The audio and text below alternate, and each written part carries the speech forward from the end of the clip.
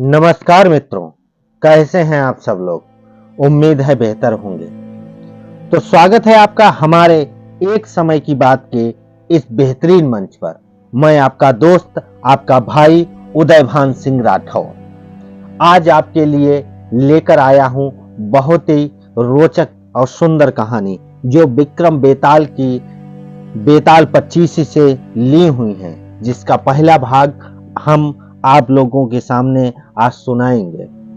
तो दोस्तों, हमारा आपसे यही अनुरोध है कि कहानी को पूरा समझने के लिए और बेताल कहानी के लास्ट में जो सवाल राजा विक्रम को पूछता है, तो उसका क्या उत्तर देते हैं, किस तरीके से उत्तर देते हैं, उसको समझने के लिए इस वीडियो को पूरा अंत तक देखें और हमारे YouTube चैनल को सब्सक्राइब करें, लाइक करें एंड कमेंट करें। तो दोस्तों, देरी ना करते हुए शुरू करते हैं आज का एपिसोड। एक समय की बात है, काशी में प्रताप मुकुट नाम का एक राजा राज्य करता था। उसके ब्रज मुकुट नाम का एक बेटा था। एक दिन राजकुमार दीवान के लड़के को साथ लेकर शिकार खेलने जंगल चला गया। घूमते घूमते उन्हें वहां एक तालाब दिखाई दिया। उसमें पानी में कमल खिले थे और हंस किलोल कर रहे थे, यानी कि हंसी मजाक कर रहे थे। किनारों पर घने पेड़ थे जिन पर पक्षी चहचहा रहे थे। दोनों मित्र वहां रुक गए और तालाब में पानी में हाथ मुंह धोकर ऊपर महादेव के मंदिर चले गए। घोड़ों को उन्होंने मंदिर के बाहर ही बांध दिया था। वो मंदिर में दर्शन करके जब बाहर आए तो देखते हैं कि तालाब के किनारे कोई राजकुमारी है। वो अपनी सहेलियों के साथ स्नान करने आई है उसी तालाब में। दीवान का लड़का तो वहीं एक पेड़ के नीचे बैठा रहा, पर राजकुमार से रहा नहीं गया। वह आगे बढ़ गया। राजकुमार ने उसकी ओर देखा तो वह उस पर मोहित सा हो गया। राजकुमारी भी उसकी तरफ देखती रही।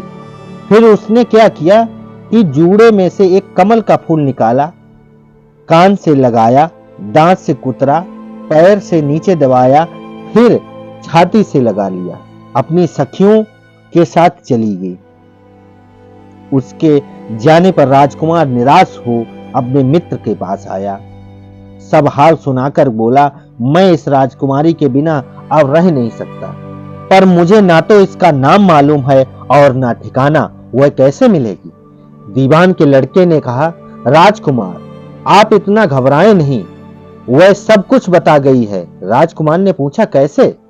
वह बोला, उसने कमल का फूल सिर से उतार कर कानों से लगाया तो उसने बताया कि मैं कर्नाटक की रहने वाली हूं। दांत से कुतरा तो उसका मतलब था कि दंतावट राजा की बेटी हूं।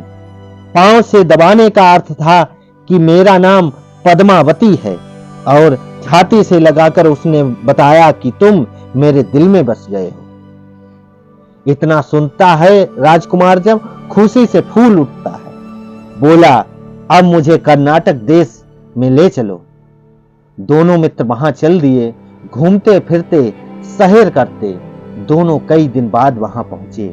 राजा के महल के पास गए तो एक बुढ़िया अपने द्वार पर बैठी चरखा काटती मिली।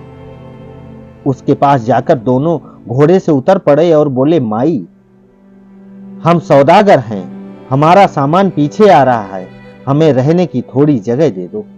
उनकी शक्ल सूरत देखकर और बात सुनकर बुढ़िया के मन में ममता सी उमड़ आई थी। बोली, बेटा तुम्हारा ही है घर है, जब तक जी आए यहां रहो।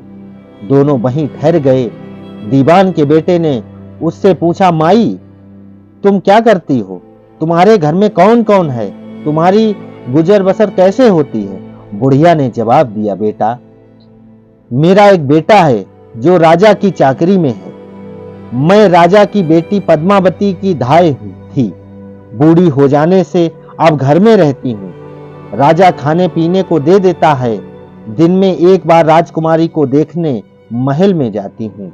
राजकुमार ने बुढ़िया को कुछ धन दिया और कहा, माई कल तुम वहां जाओ तो राजकुमारी से कह देना कि जेठ सुदी पंचमी को तुम्हें तालाब पर जो राजकुमार मिला था वह आ गया है।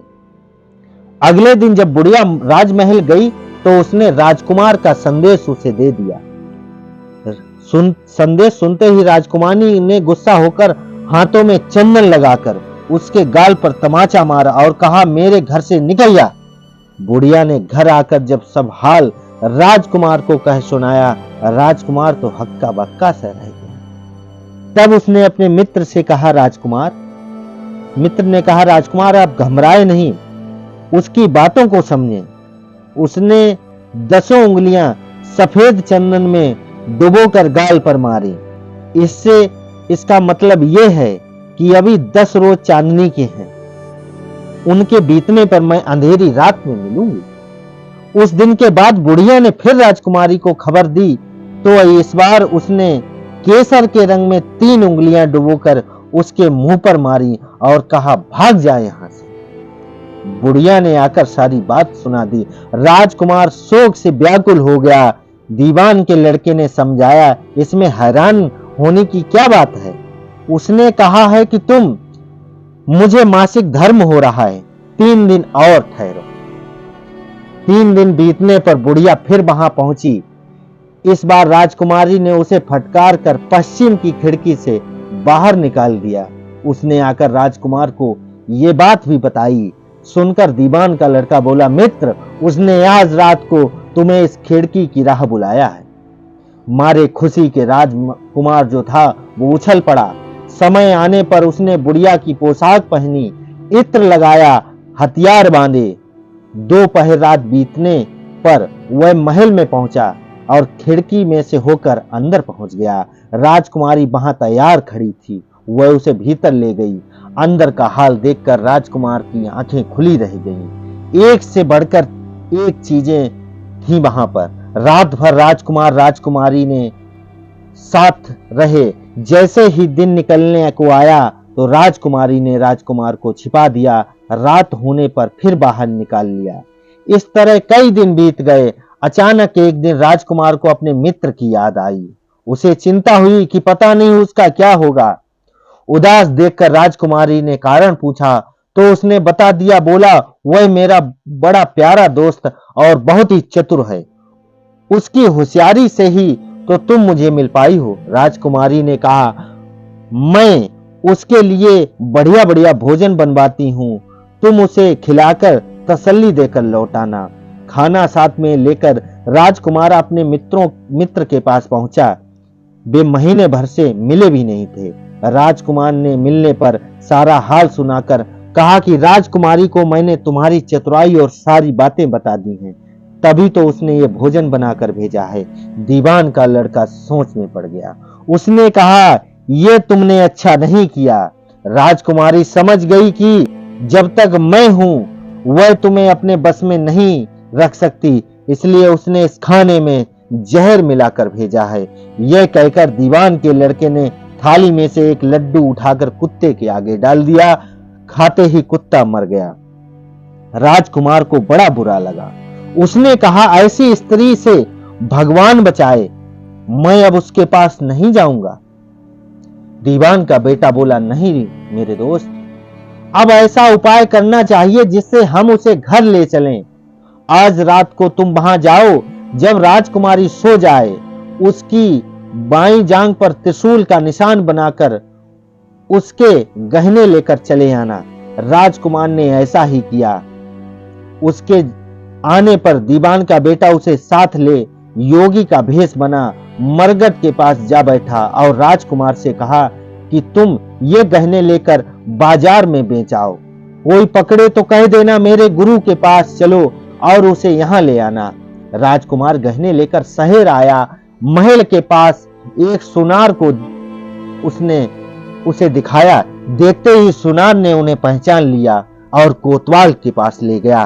कोतवाल ने पूछा तो उसने कह दिया कि ये मेरे गुरु ने मुझे दिए हैं, गुरु को भी पकड़वा लिया जाए। सब राजा के सामने पहुंचे।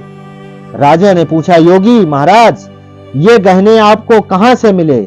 योगी बने दीवान के बेटे ने कहा, महाराज, मैं मसान में काली चौदस को डंकिनी मंत्र सिद्ध कर रहा था कि डंकिनी आई। मैंने उसे गहने उतार लिए और उसकी बाईं जांघ से में त्रिशूल का निशान बना दिया।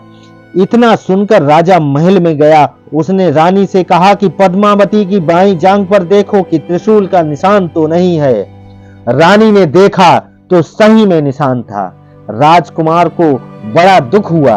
बाहर आकर वह योगी को एक ओर ले जाकर बोला, महाराज, धर्मशास्त्र में खोटी स्त्रियों के लिए क्या दंड है? योगी ने जवाब दिया, राजन, ब्राह्मण, गौ, स्त्री, लड़का और अपने आश्रय में रहने से कोई खोटा काम हो जाए तो उसे देश निकाला दे जाना चाहिए।